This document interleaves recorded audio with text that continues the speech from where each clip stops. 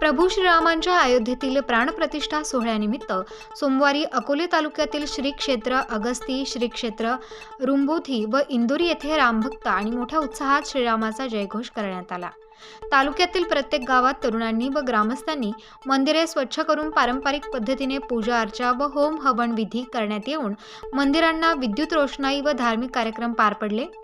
तालुक्यातील उंच खडक बुद्रुक येथे राममाळावर दिवसभर भरगच्च कार्यक्रमाचे आयोजन करण्यात आले होते। दिवसभरात 3 ते 5 हजार भक्त भाविक दर्शनासाठी आले होते। यावेळी यशवंत बाबा ट्रस्टच्या वतीने महाप्रसादाचे आयोजन करण्यात आले होते।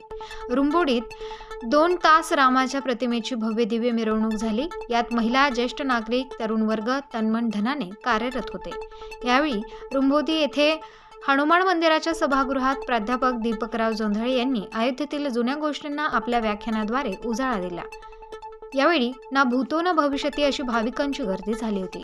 सर्व भाविक ग्रामस्थांना तरुण मंडळाच्या वतीने महाप्रसाद देण्यात आला आहे। स्टार न्यूजसाठी भाऊसाहेब वागचौरे, अकोले।